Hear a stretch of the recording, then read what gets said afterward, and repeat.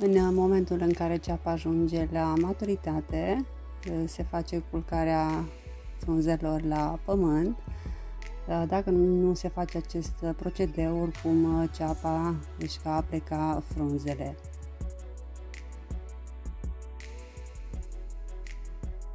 Acesta este primul indiciu că ceapa începe să fie bună pentru recoltare.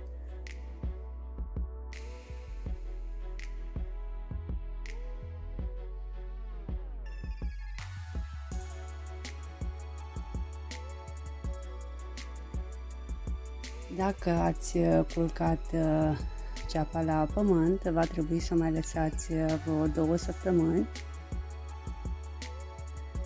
iar apoi se poate începe recoltarea.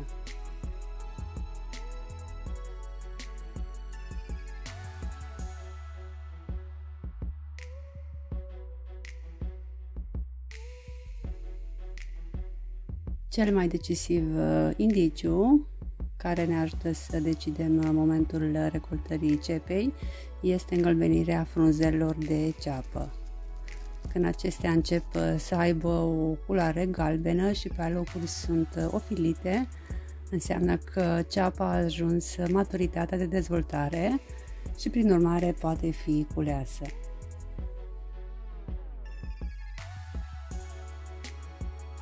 Eu recoltez ceapa prin smulgere, deoarece nu plantez ceapa prea adânc.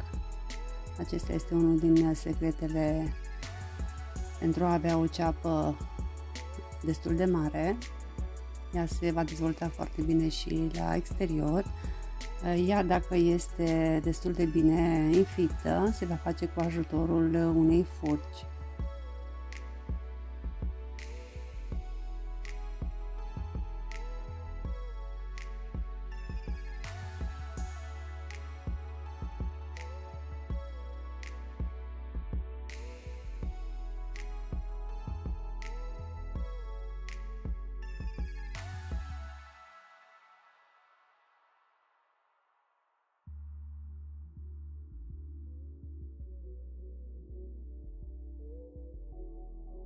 Pentru a evita stricarea cepei și de a favoriza păstrarea ei cât mai bine peste iarnă, trebuie să o culegem în zile însorite, în perioade în care nu prea a plouat.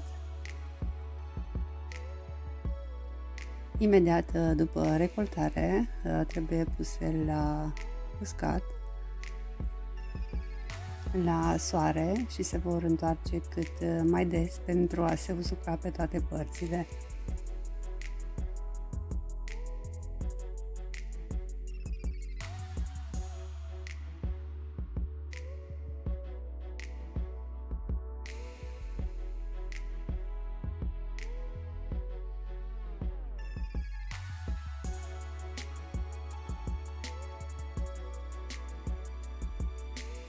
Ceapa se păstrează cel mai bine împletită.